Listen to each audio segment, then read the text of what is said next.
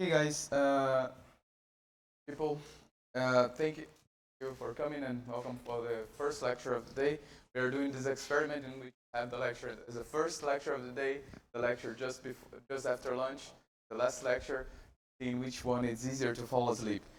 So this lecture is a more mathematically inclined lecture, and it is a very interesting thing because we are going to connect techniques that we've been seeing in Silvina's and Pablo's course with the IBMs that we've been talking these last two lectures. Let me check if I can share the other window and see if this. Okay.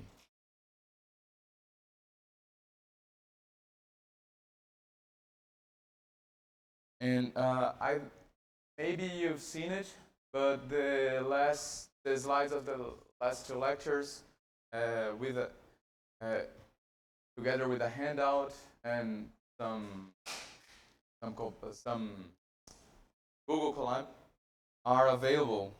They are available in the website. Now I guess, yeah, and I can see the presenter screen. So today, approximations, and I want to start with a recap of what we've been talking in the first lecture. Talked about this. It is still true. It has been true for hundreds of years. Still true. So the overall rationale that we are going to use here is that we're going to build upon the Markov property, and then by choosing a given state space and a given index space, we are going to create a stochastic processes to represent biological mechanisms in our system. So these techniques are going to be fundamental, and particularly we're going to build from the master equation to see how we can approximate the master equation. In the first lecture, we talked about the master equation is always true, is wonderful, however, it's impossible to solve in general. So we are going to do what we do best and assume a lot of things and try to come up with something that we can work on. So the rationale of modeling with stochastic processes, first you decide who your agents are. Okay, so first you do not start from the stochastic process itself, but you start with the actors. You're going to build a play that is going to represent what nature is doing in that very specific and narrow context that you're interested in. And to do that, the first thing you need to do is to decide whom your actors are going to be. Then, what is the play about? So what are the actions, what is the dynamics that you're trying to represent? So you can make a model about fishes, but they can make 100 different types of model about fishes depending on actually what processes you are interested in that particular project. And once you decide these two things, the dynamics is going to tell you what traits are important for your organism to have. So the dynamics itself will tell you which is the correct way to represent your population. For instance, are you going to consider space? Are you going to consider age? Is biological sex important? So satiation, something relevant in your system.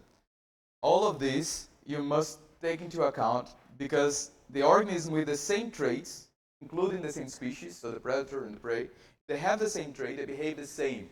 The model has absolutely no way to distinguish between two identical entities that you put there. So if you want the juvenile that was just born to be different, the juvenile that was born 2 years ago, you need to have a class for the newborn and for the juvenile, because juvenile was not just born. That's a logical problem. Anyway, if you try to describe all the relevant processes in your system, which stochastic process now captures each of the behaviors? So now the stochastic process, now all the different tools and techniques we've been discussing, they enter into play in representing the specific behaviors. So is this kind of a Poisson process? Is the rates here constant? Do the rate depend on the age? And then you use this overall framework to construct your processes as your biological processes and translate them into a stochastic process. The important word here is well enough. Never going to be, if you're a perfectionist, it's never going to be good. Give up. But is it well enough? And deciding what well enough means is up to you, your colleagues, and reviewer number 2. Okay. Implementing the stochastic process numerically is the first step. Before you do analytical work, you can quickly put up some computer code and have some expectation for the behavior of the system, because that might give you a lot of insight on which approximations you can make. So maybe you can see that fluctuations are not very important there, so just go with a mean field. It's going to be fine. And the numerics is like the golden standard for IBMs. So if you start with the IBM, if you start with the numerical process, you're starting in a way that pulls you for success, because you are starting with the best way that you can represent it. Another very important step is to do some analytical work that's very, very useful, particularly because the chances that you make the same mistake using two completely different types of techniques, very, very small. Unless you're very, very lucky. If you make a mistake in one and make a mistake in the other, they are probably going to give different results, and then you might be suspicious that your analytical results are not agreeing with the numerical. If they agree, then you can go for it. The chances that you make the same mistake in two different kinds of things is slim. And that's a lot of words. So how do we do that in practice? In practice, for most systems, we just use the chemistry analogy, and we just say we have the green guy, and the green guy has a reaction, a chance of being degraded, and the green organism there has I guess that's the other way around, right? B for birth and D for death.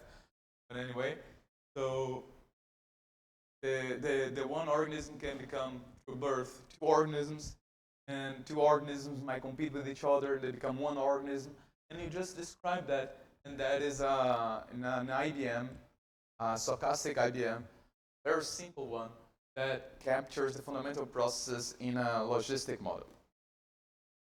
But okay, what if I want to do something a little bit more involved with this kind of behavior, with this kind of setup? Can I do that? And I'm gonna give you an example of a project of mine that is it's not finished. I thought it was close to finish. It's probably very, very far from finish, but we have the reactions. You were interested in small little guys here.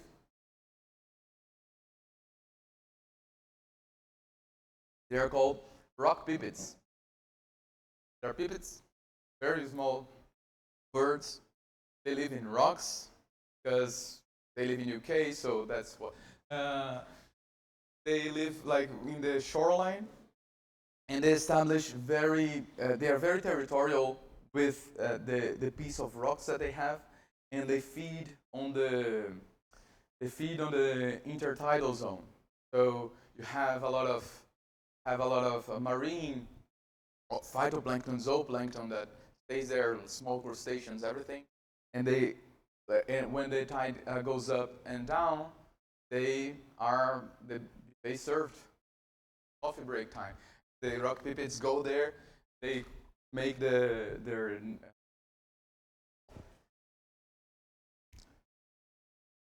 nest. Thank you. They make their nest really very close to these rocks, and they defend this territory fiercely. So we were interested here on how this territorial dynamics would change how these rock pipits would occupy space, and we need a lot of things represent that. Was our attempt. We divided rock pipettes in two classes of rock pipettes. We were interested in just like actually rock pipettes.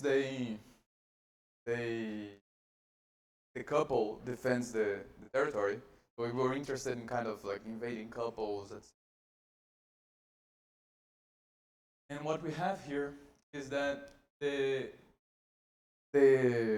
defending one can reproduce and generate an invading one. The resident one might die. The resident one, when it enters in contact with another resident one, nothing really happens because they know the neighborhood, so they know the other rock pipettes that are around, and when they recognize the other one, say, "Oh yeah, you cool, bro. Just like my turf, your turf. Don't fight." Actually, parenthesis, they have a very, very cool thing that is very rare, that if you try to invade rock pipettes A territory, and rock pipette A knows rock pipette B from the next territory, the B rock pipettes are going to come and help you fend off the invaders. So they have like this kind of community police. I don't know. And like once you're in, you're in. Once you're out, it's harder. And like, good luck explaining that. That's very rare. Anyway, so continue with the processes. The rock pipette also, they move. Yeah. So we wanted to model territory, emergence of territory behavior from the movement.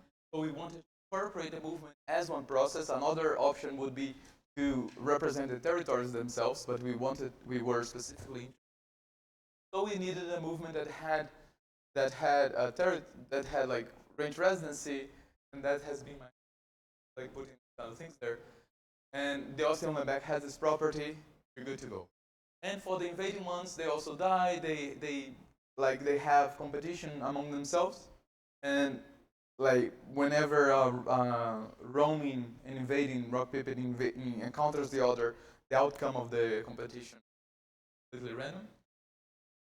They just roam the space, and interestingly, if they are in a region in which there is available space, they'll try to start a territory there, and they'll try to start a territory there, but if this depends on the vicinity, if they have too many, if there are too many territories already established in that region, they will not do that.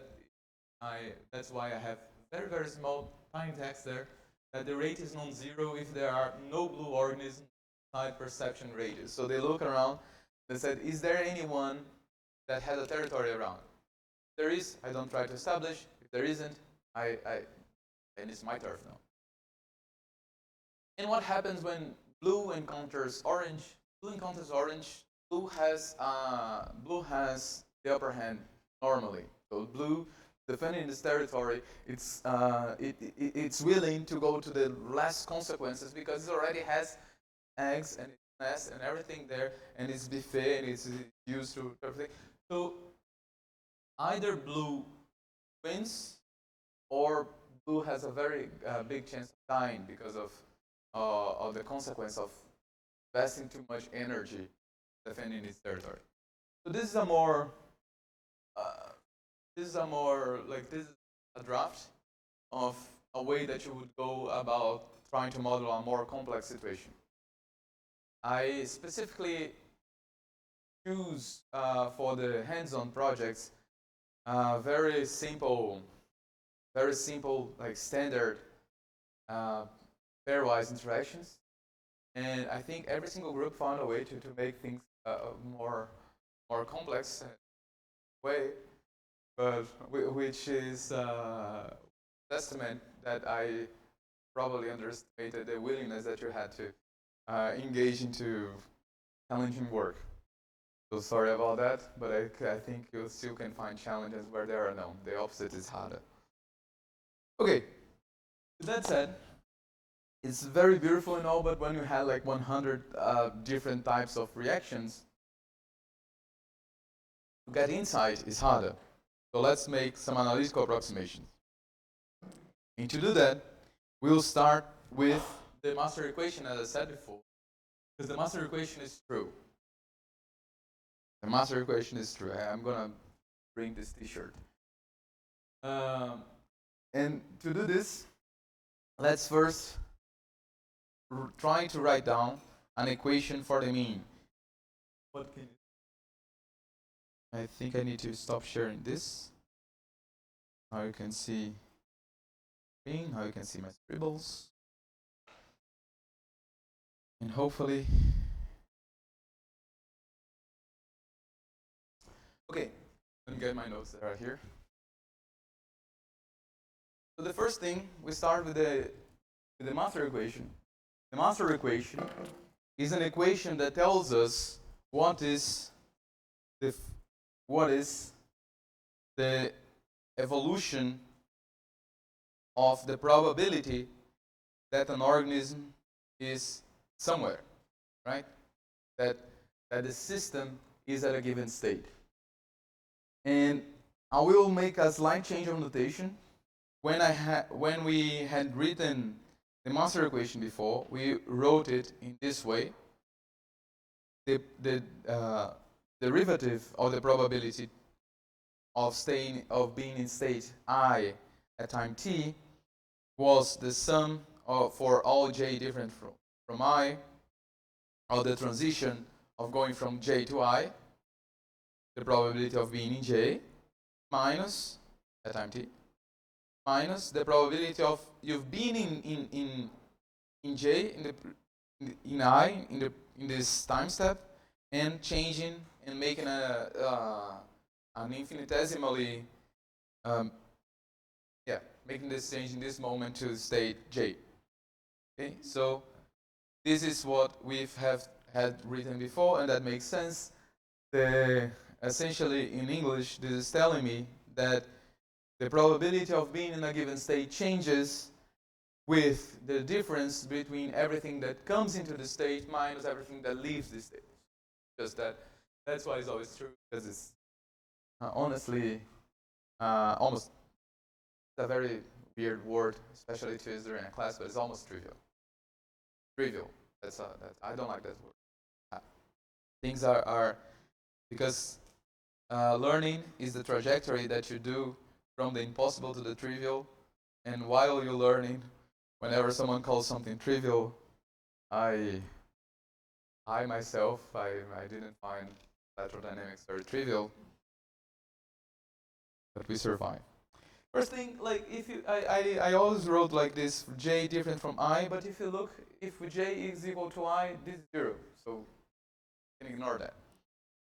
We are going to sum for all states m, and the only thing that I'm doing here is that I'm changing notation from m to n, because I want to talk about abundances, and talking about abundances using the letter n is it's just feels more natural. So as before, is the probability of being in state m and changing to n, minus the probability of being in state n and changing to m being anything that you want. Now let's do something. Okay. Now let's split this. Let's split this sum into two. We have two groups, right? So the summation sign might separate these two sums, and we have the first sum here being the sum of all n. Oh, sorry. First, I need to tell you what I'm going to do. Remember when we were talking about random variables, we talked about the expectation, talked about the mean. And the mean, which I'm going to represent with these brackets, the mean is the expected value of that quantity. And in this case, is the probability of me being in state, the probability of me being in state n, and I'm trying to get the average of this value for all the possible values n that you have in our system, and that's just like the definition of what that is. But now this is interesting because now I have something. Now I have something about n here, and I have Pn. I have Pn here, and I have Pn here. So because I have Pn in these two places, I can just apply this. I can just multiply by n and sum for all n in the previous equation, and I should have an equation that tells me how the mean abundance changes in time. That's what we're going to do for the next few minutes. So let's start doing it. What we're gonna have in the left-hand side is that we're gonna sum for all n, multiply by n, and there we have like the differential, the derivative of the probability n at time t.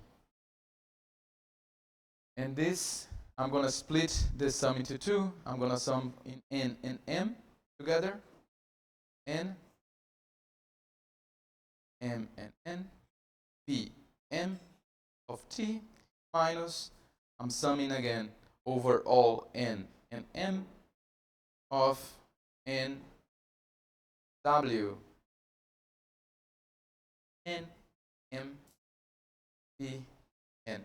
Now that I have to read this aloud, quite horrible to say n m n m, but like, so okay, this here can go outside of the sum, right? And what we have inside of the sum is just the mean number of organisms. So we have that the derivative of the mean number of organisms at time t equals whatever is in the right hand side.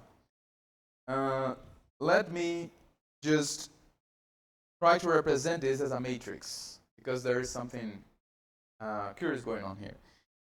Actually, these two things are doing exactly the same about it. You are just summing in order. And to make that a little bit more clear, we can try to write the first sum, in which we don't care about the diagonals. We don't care about the diagonals because they are going to be 0 anyway. But this is like W12, P1, W13, P1, and it goes on. And here is W21, P2, we don't care about diagonals, W23, P2, W23, P2, etc. So this goes on forever like this, except when I'm making the sum, I'm multiplying by n. And what is n? N here is the lines or the rows. Because we have n, m, the notation is row first, column second. So n, although normally is the row, here is a column. So we are multiplying by n in this. We are multiplying by n across the column here. That's what we're doing. And we are multiplying by 1, by 2, by 3, by 4, every point in this column. And if you look at the other one, the nm here is just inverted. Whatever I call is just a different way of talking about the same thing. If I try to write down, it's exactly the same terms that appear. And I'm not gonna bore us writing every single term here. But the difference between these two terms, that one n, the column, the other n is the rows, right? So what I'm going to do, because I would like these two to be the same for the magic that is going to occur next, I'm just going to relabel, I'm going to change n to m and change m to n. I'm going to exchange them. Can I do that? the equation is yours. The indexes are yours, I don't know. You can do it with them whatever you want, as long as you respect mathematics. And in this case, we are not offending them very much. So let's go. We are going to rewrite this equation, and writing with the tablet has the nice feature that if you're lazy, it's easier to do stuff. And I'm gonna just exchange whenever I had an n, and I'm gonna write this n m, but now this n should be an m, right? And this m here should be an n. Nothing changed. I just relabel stuff. But now it's very convenient because now the sums are exactly the same, except one has m, the other has n. So I can just condense everything. I can just condense everything and write down. Let me already write this down as dt, the mean value of n at time t. And now I can just write this down and say that the dt of n at time t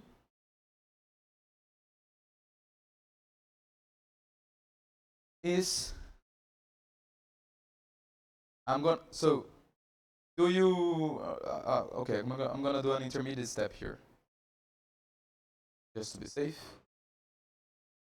And what we are doing here now is that this is the sum for all n and all m of m minus n, right? Of w and m p n of t. Exactly the same. But actually, this p of n here,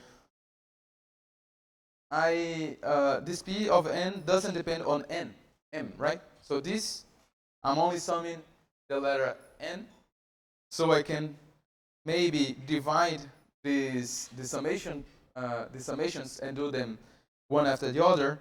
And if I sum in n second, I can write this down as like this.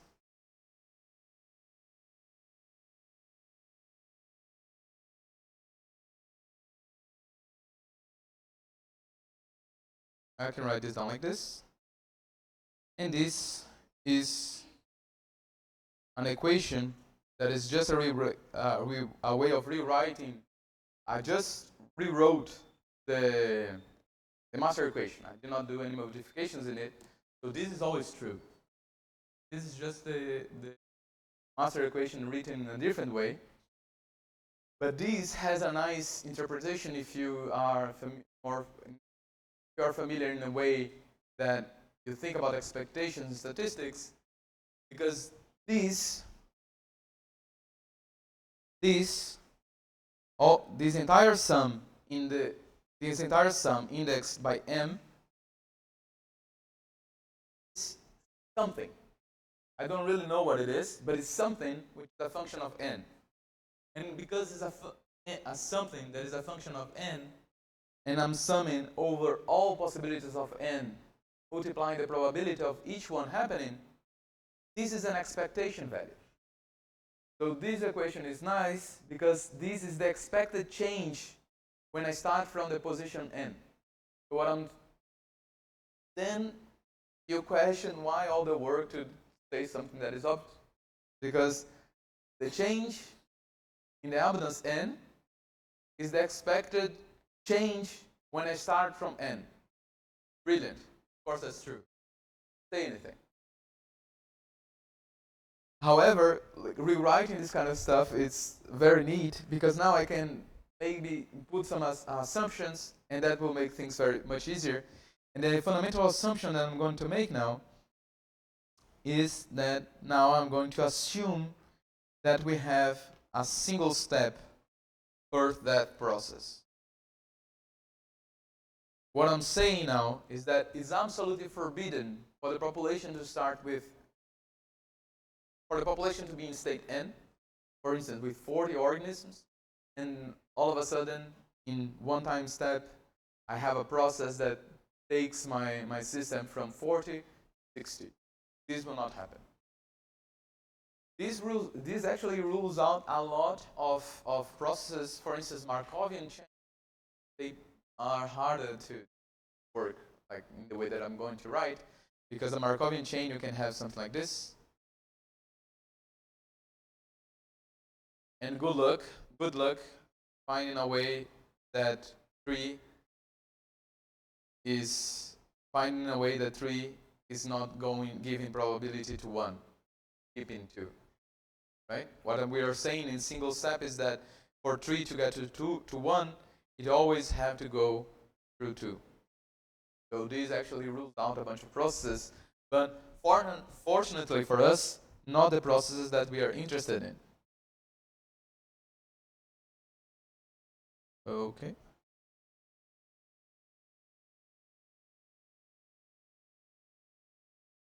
So assume single step, birth and death, and let's see what we get.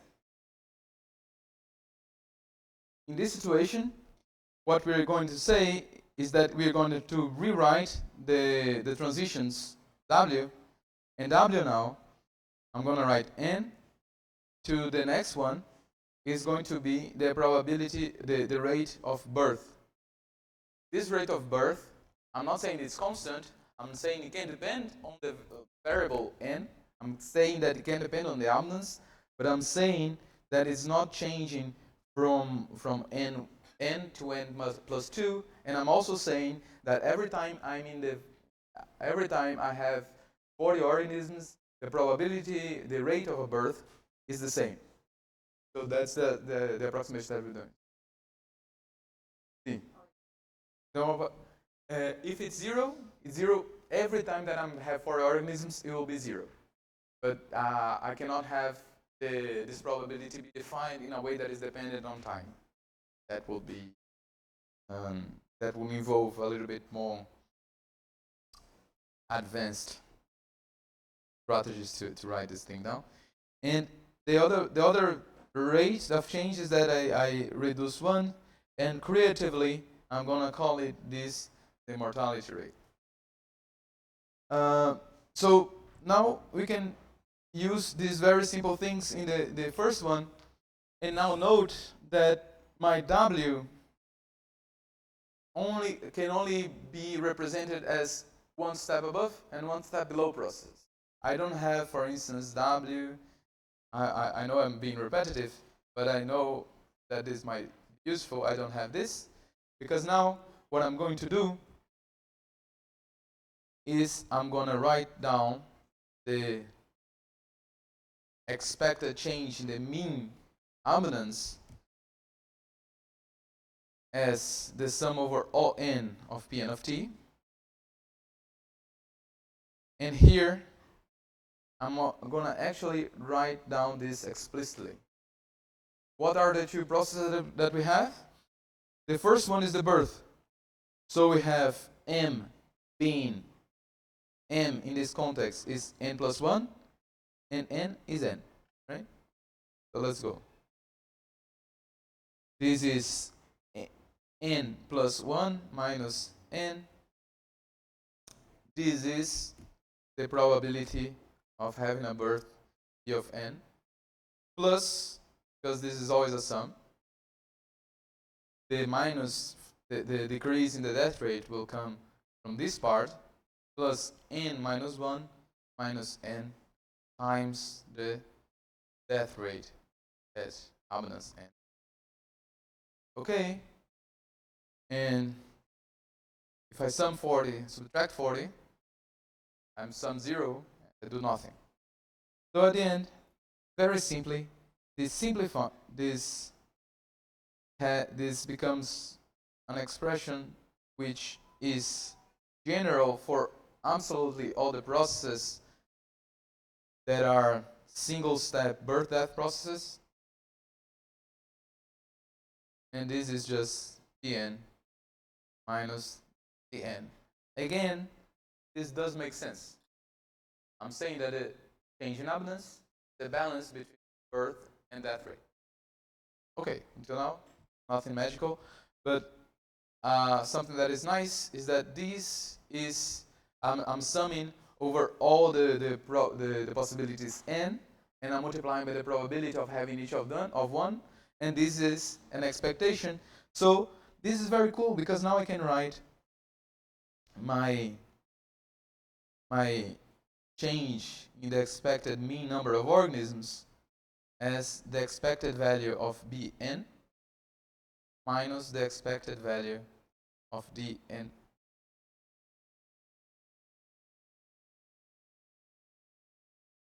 Is this general? No. One-step birth-death process. If your system can be described as one-step birth-death processes, can you use this equation directly? Go for it. Your life. You can do it like legal. So now we have an equation for the mean. Is that enough? The systems famously, the whole point of doing stochastic processes was because we had variance, we have variability.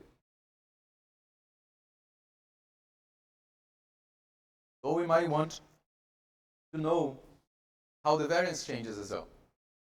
And we can actually repeat the process, but now quicker, of instead of multiplying by just n, we're going to multiply by a different thing. Let me readjust this.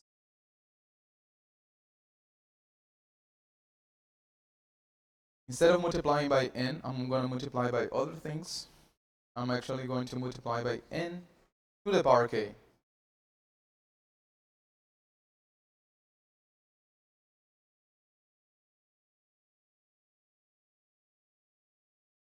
And I'm not going to go through the entire derivation now, but it's just, we're just based on this identity.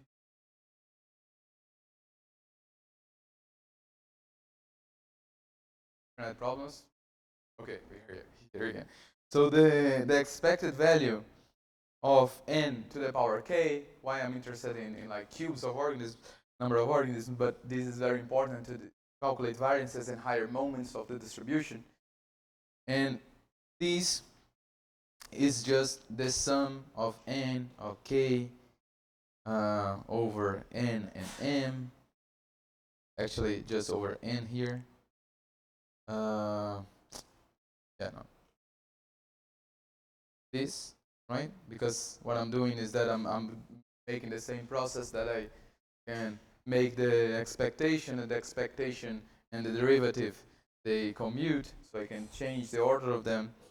And when I change the order of them in the right hand side, what I get is just a neat expression for n to the power k, sum over m, and that same expression that we had before. mn pm minus n m p n. Good. Now you can, whenever you're doing nothing in the subway, make some calculations. But if we step forward, what is going to happen is that now this derivative can be written like this. This derivative can be written like this. Is the expectation of this thing here, right? I'm gonna rewrite do the trick that we did, rewrite n and m, and I see that the probability n only depends on the index n, so I can take this out, and by doing this, I get this expression. By doing this and pulling the probability out, I have an expression that is identical to what we had before, but now we are having the expectation of something that is more involved. And this something that is more involved is this function m of the probability of the difference m to the k minus n to the k of w and Is this useful? Yeah? Let's use this general equation for n equal to 2.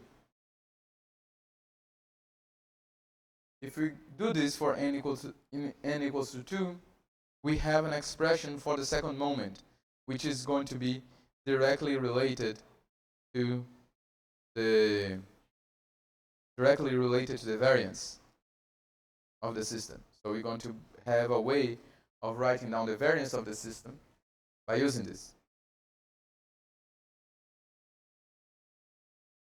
Sorry.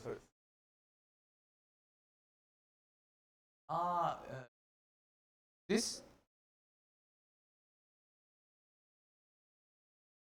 Yeah. Good one. Yes, I meant k2 equals to 2.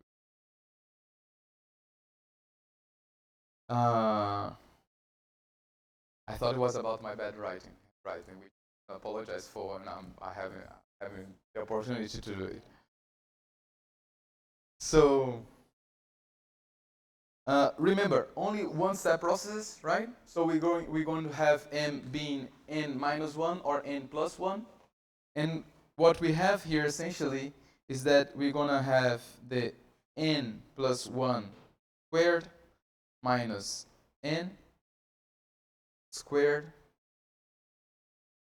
bn plus n minus 1 squared minus n squared times bn. And this is the entire thing is within an expectation. We can just expand this. N plus 1 is n squared plus 2 ao quadrado mais ab ao quadrado. So what we have is n squared, but this n squared will go away, plus 2n plus 1 minus n squared multiplied by bn plus almost the same thing, but now is n squared minus 2n plus 1 minus n squared dn, but not the end. There are some interesting things appearing here. So you can now see that there is a dependence that will appear n, which didn't appear before. So let's see what that tells us. Like putting on the algebra autopilot, I'm gonna put all the terms that have an n first bracket, all the terms that don't have an n the second bracket. So doing that, we have 2 multiplied by n minus plus multiplied by the difference between the birth and the death rates. This expectation, because expectation of a sum is the sum of expectations, plus expectation of bn plus b. And this is very, this seems very innocent looking. This is a very innocent looking equation, but it has some nice insight here that I wanted to highlight. Let's go to the previous equation. Let's pick it up and compare them together. Okay, we can copy and paste here. What happens if bn is equal to en, to dn? What happens if, is it like that?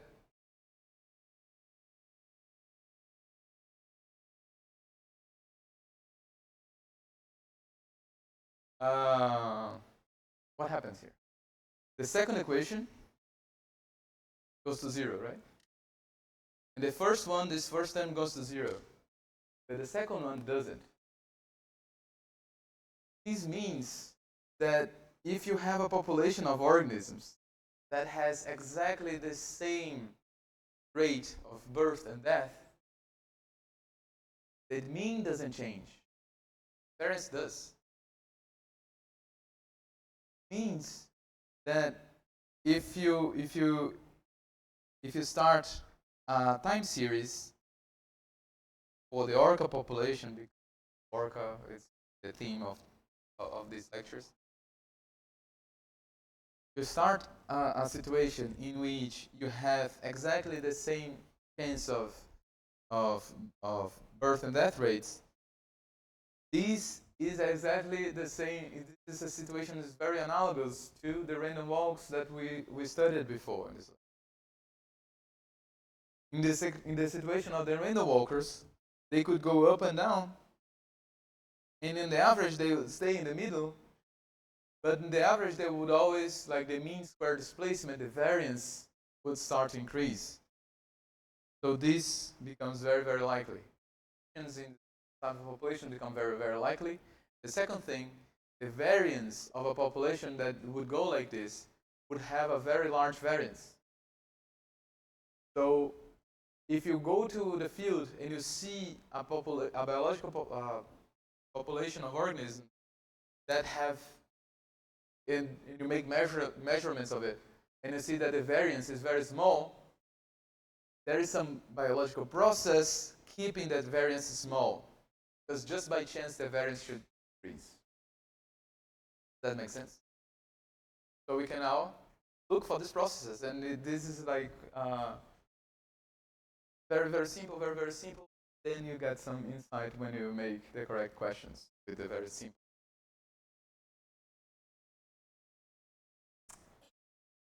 I was surprised myself when I didn't thought about it. Okay. Do we have any questions, comments?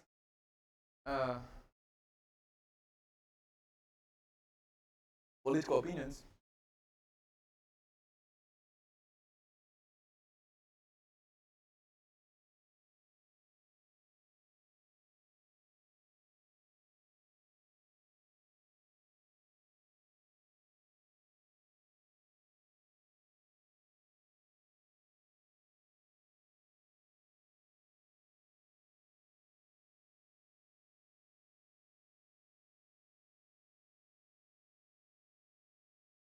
Uh.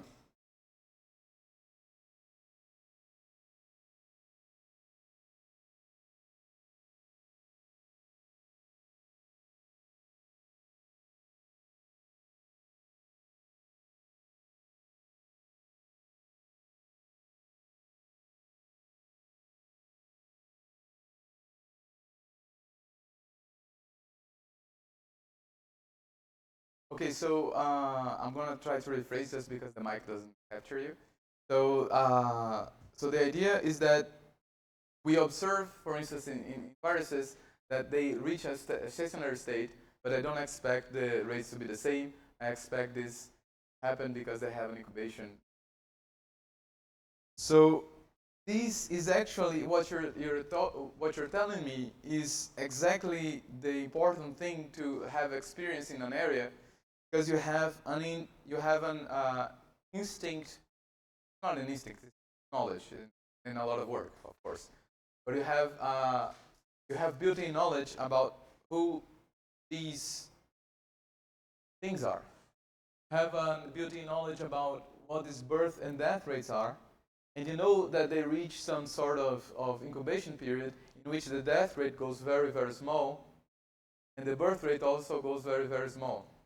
So in the incubation period, you don't have a lot of, right?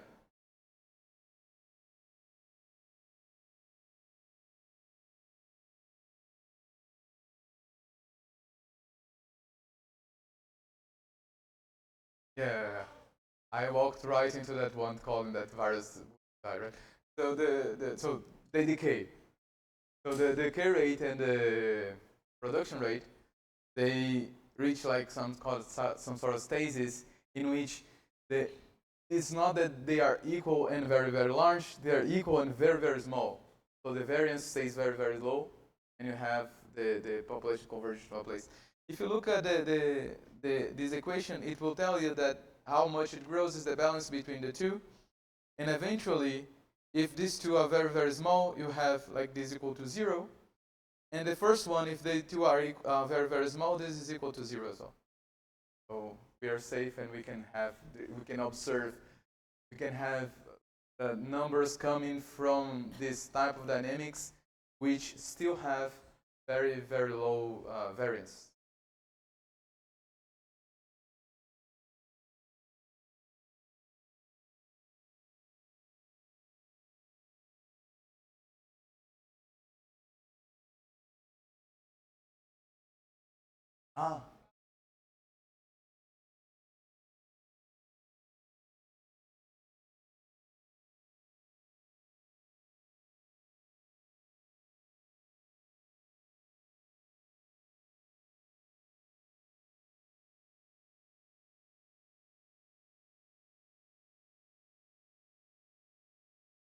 Ah, okay. You, you can do that.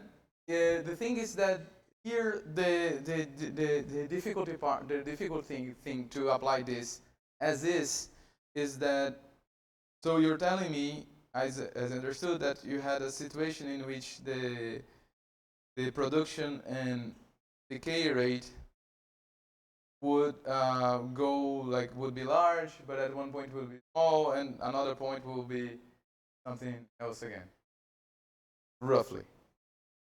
The hard part here is that if I have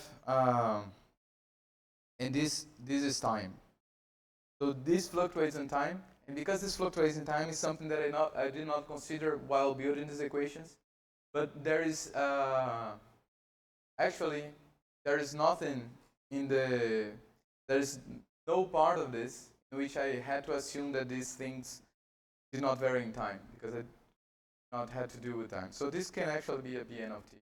This would work fine. The best way to do this will be to find, like, some people that work with this problem, come together, have a very nice conversation, publish it. So continue a little bit. What I wanted to talk about, we are running short in time, but I wanted to discuss very briefly the idea that we have, the idea of closures. And I will, because we have half an hour, I will not work step by step in most of the stuff. I will tell you about the steps to get from A to B. And again, whenever you have a subway, you're a little bit bored, can go. And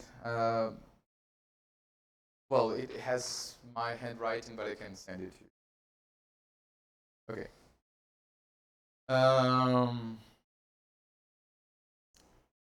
What I wanted what I wanted to for us to have is that now we have an equation for the n of t. Now we have an equation for everything. And an important thing is that if, because of this component here,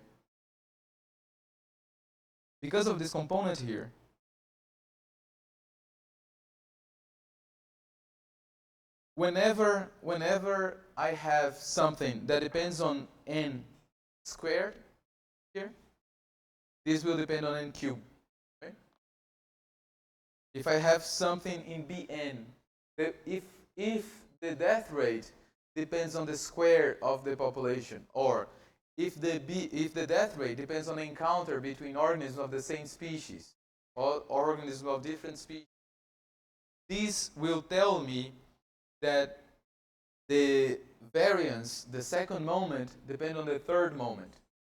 So the n squared of n, so the ddt, expectation of n squared, will depend on the expectation of n cubed. And you can write an equation for n cubed, but the equation for n cubed would depend on the n fourth. So we have all the statistical moments, they are connected with these equations. That's not nice. We try to do all these things from departing from the master equation to try to get an equation that is solvable, but not we got another infinite hierarchy of equations again. And the way to do that is to close the equation somehow, somewhere. What I mean by closure, I mean that at one point we'll have to make an assumption about how higher moments work. For instance, I can say that n squared, the expectation of n squared, is equal to expectation of n squared. If I can change the, like this seems to be a very innocent kind of thing, but if you remember the definition of the variance of a variable, the variance is the expectation of n. It can be written in different ways, right? So the expectation of n minus expectation of n squared. That's other way to write this down is using the notation that I'm using here.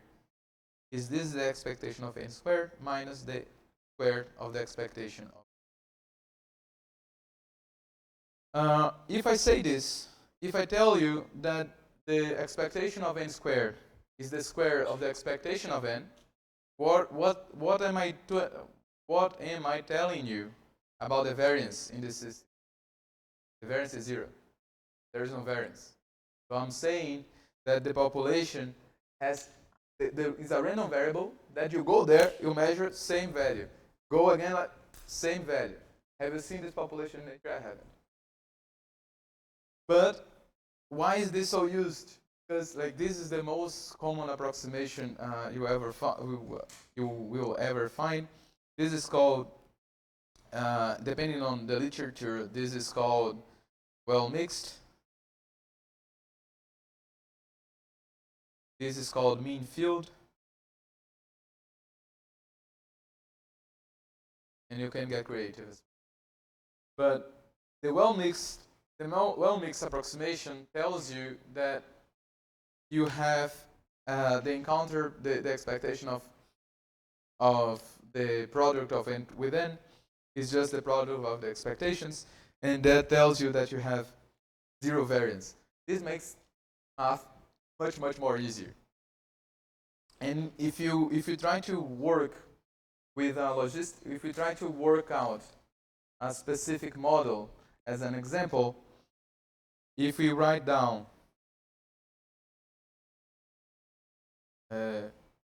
field closure, if we try to write down the logistic model in this formalism, P of n, what is the birth rate? The birth rate is constant. I'm telling you that the birth rate doesn't depend on the abundance of the population. Every organism will reproduce equally fast, and it doesn't matter how many organisms are in the population. But the death rate is not the same. The death rate depends on, this is Bn, this is the n, and this is gamma n squared. Gamma n times n minus 1.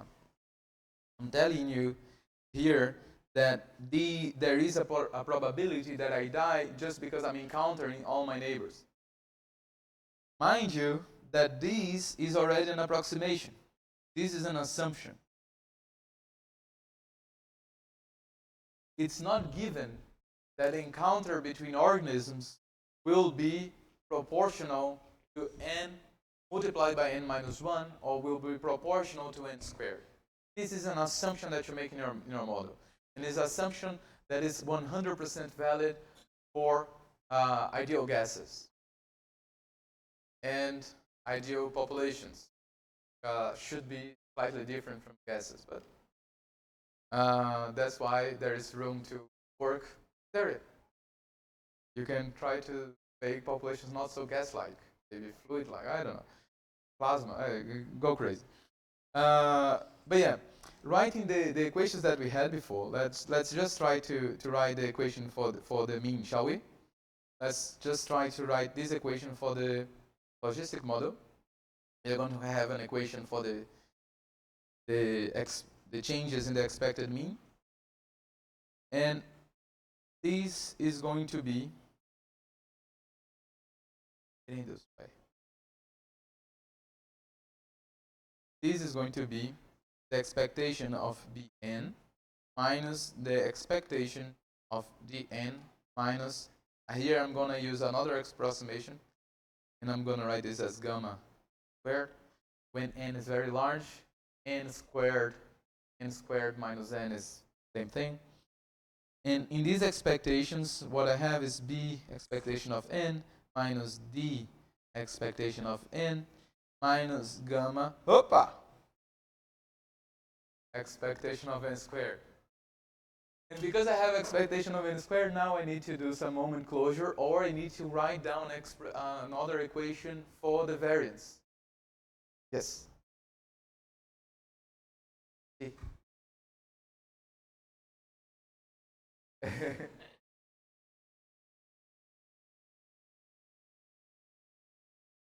C.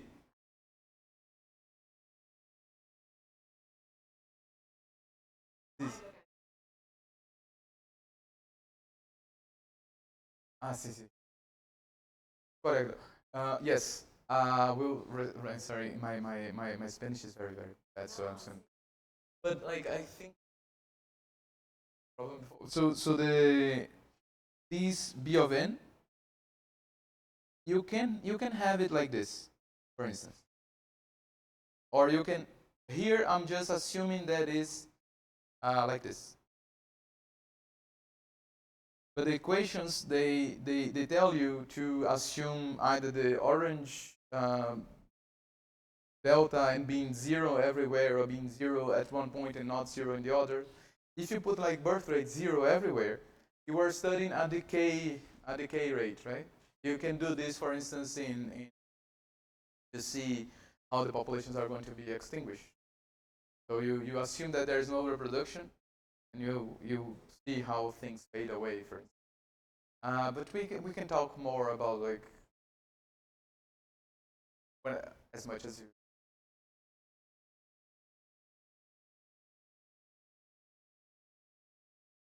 Yes. Ah. Sí, sí, sí. When I'm talking about a constant rate, I'm talking, and that is like, is that like I'm getting so used to talk about this that I completely forgot that I make an assumption at the beginning. So what I'm talking about, when I'm talking about the rate is constant, I'm talking about the per capita rate. So if I say what I'm thinking is that Bn over n should be a constant. Okay, sorry. Yeah, so to recap here, we have this challenge. That's like impact. No more, no more. So we have this expectation of n squared, and we need to deal with it. And a way to deal with it is to write the equation for n, for the expectation for the second moment. Or we can just say, you know what?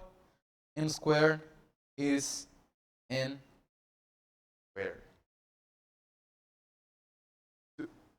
With that, this equation reduces, and I'm gonna remove the expectations just because I want to write this in a simpler way.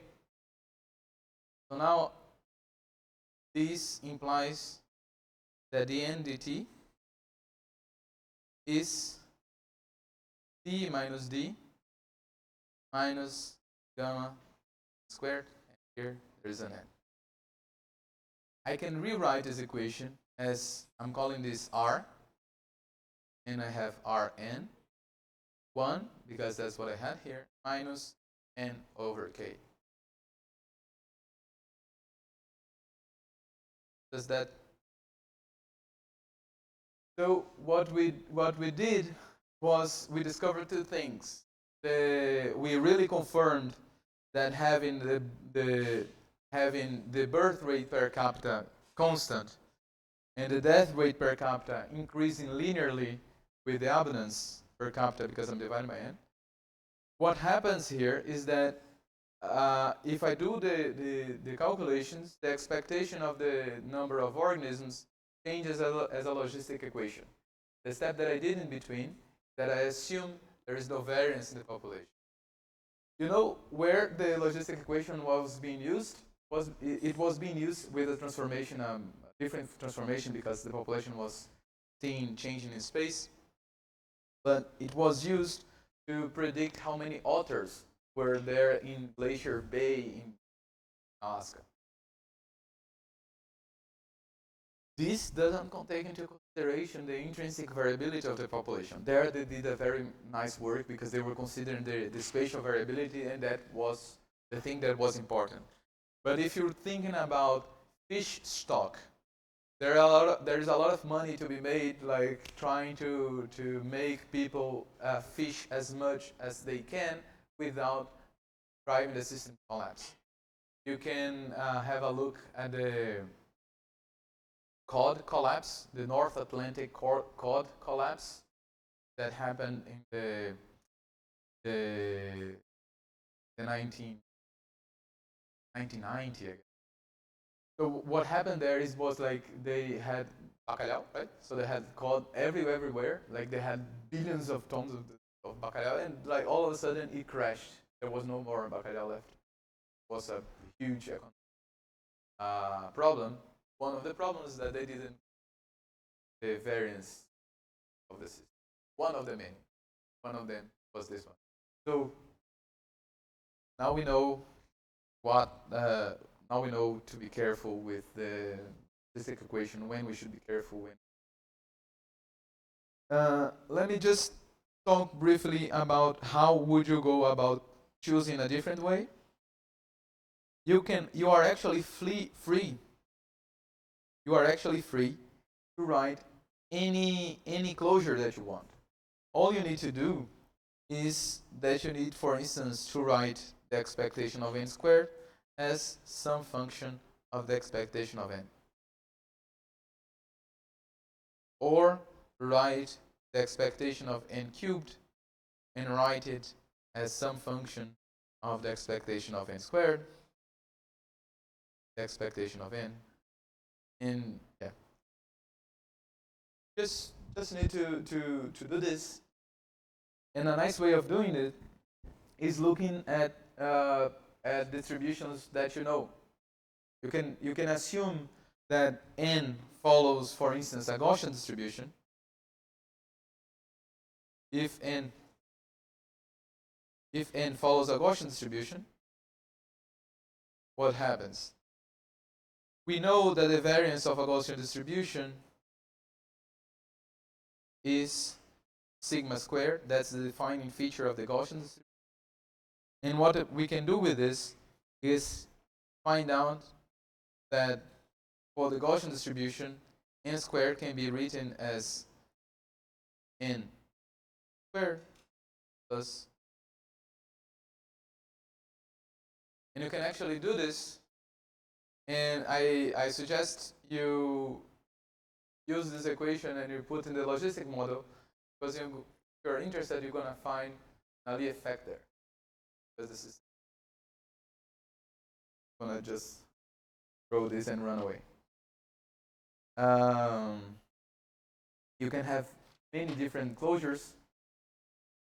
And another approximation that I wanted to talk about, what's one of the many problems with this approximation is that it doesn't consider space the slightest. We are just considering that the population is a number, as they did with the cod population. But if we consider that the population is different in any given point of space,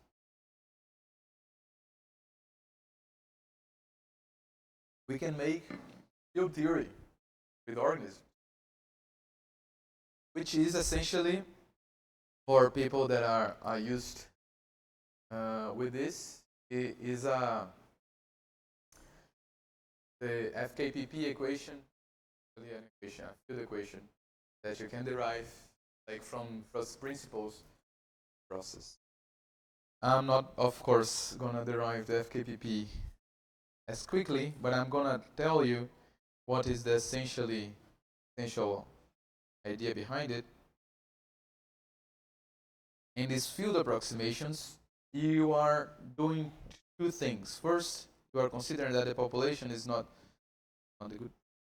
You are considering that the population is not a population that is defined everywhere to be the same, but the population is defined over a small interval in your system. You divide your system in very small packages, and you are interested in the abundance of the population at this given region of space here.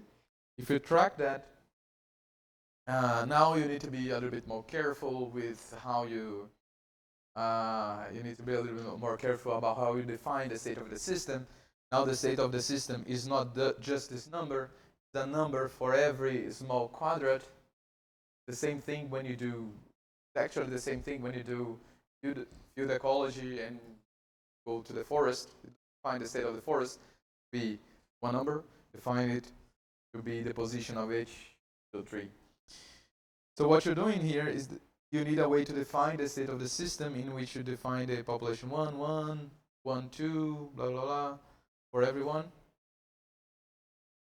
And the other that might be tricky thing is that now when you're gonna see the state changing from one step to the other, you can define that the state of the system changed just at a given position here in IJ that now has plus or minus one organism, and doing exactly the same strategies that we've been employing until now, we can actually write down a field equation that incorporate all these complexities.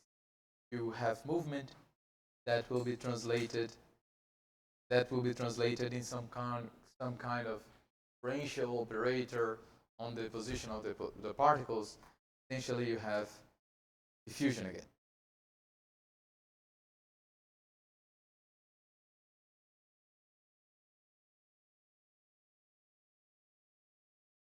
But also, we have another thing that doesn't appear when you look just about the diffusion, because for instance, what is the probability? Now you need to think that you might have, I'm gonna draw a tree here, and if you know trees, you know, like those vertical things, leaves. So if you know trees, they normally try to disperse the seeds very far away. And now it doesn't hold anymore that idea that the probability of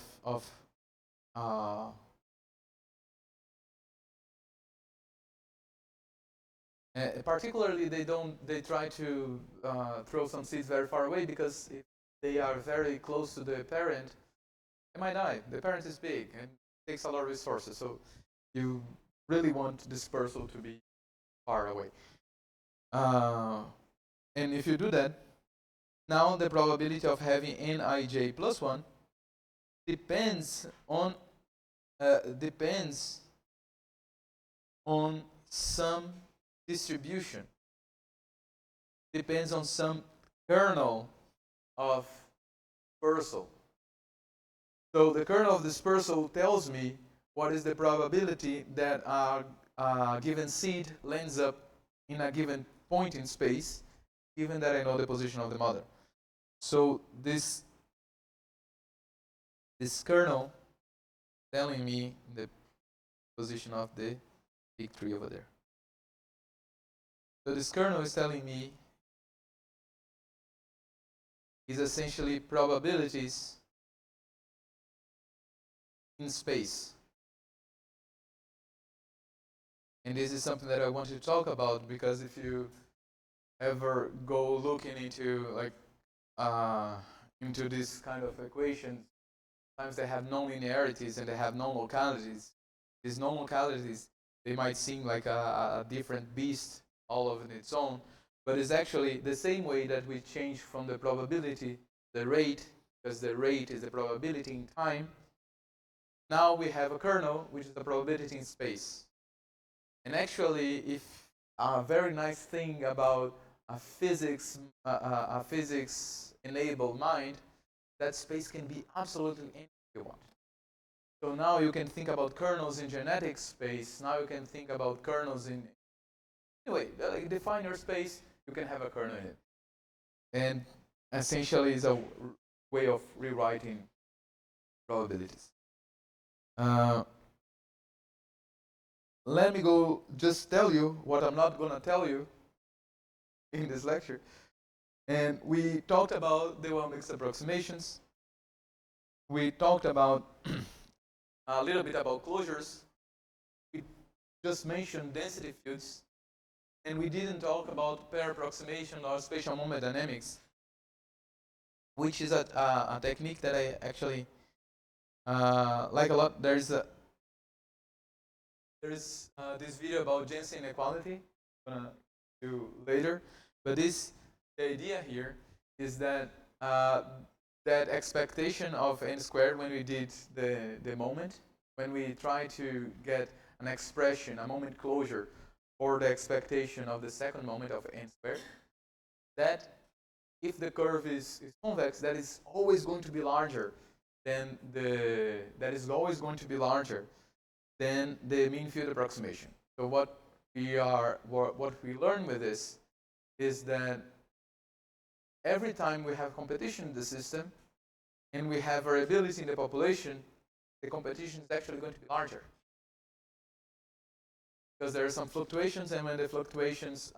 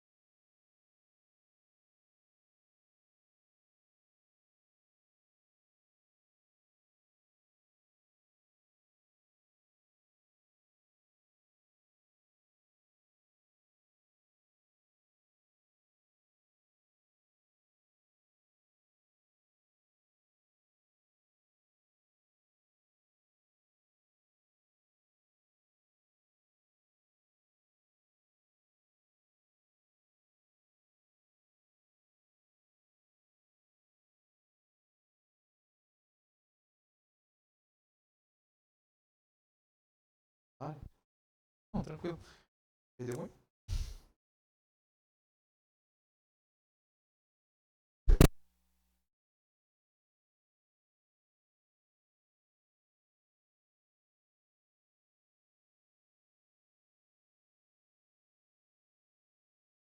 Alô, som. Can you? So whenever this thing stops being green, you let me know the next 3 minutes.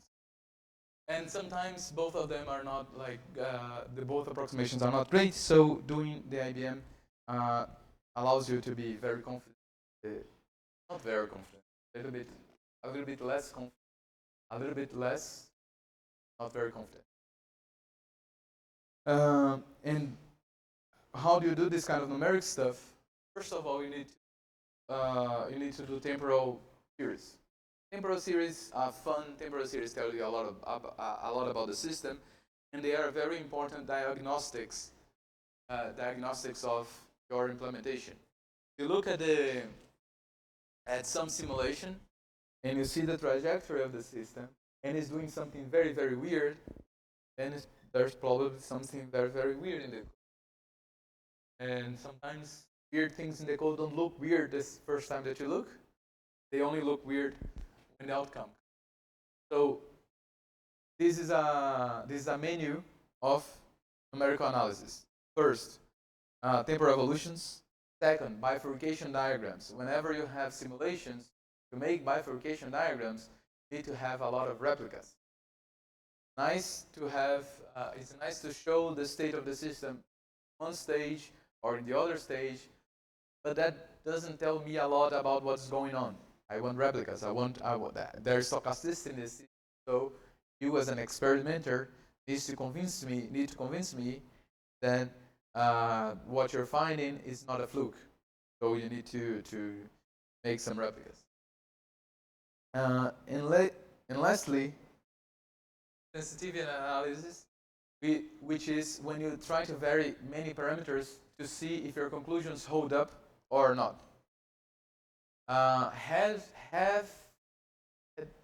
If we had more time, I would ask you, anyone that is hands-on with me, to really make a nice analysis, but these things take time. And one of the strategies to decrease the time that it takes is to look into design of experiment. If you look into design of experiment, there are good and better ways of making simulations. So you extract the most information of those kilowatts that you're using in your simulation. So one of the essentially, you don't want two simulations to be very, very similar. You want them to be spread apart when you're doing sensitivity analysis. And that's it. I want to. That's me. Take this. I want to conclude by thanking you. It has been a nice journey. This is the first time I give a course like this. Thank you very much. It's a very nice opportunity provided by Silvio Pablo. And thank you.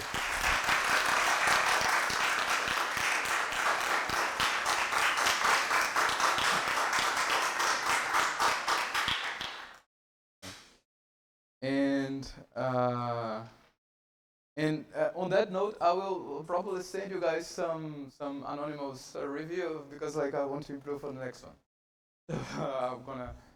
Will be nice on that sense. Lately, be free to contact me if you need any resource. If you just wanna talk about science, that's what I do. This stuff.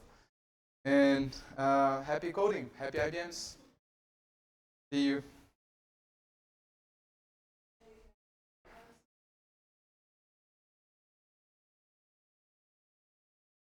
Yes.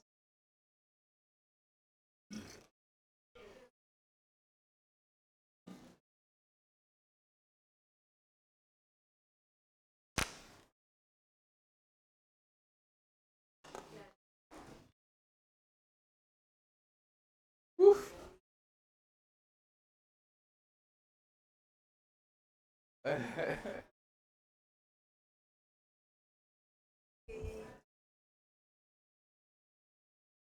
verdade, é verdade. Às vezes é, às vezes eu acho que a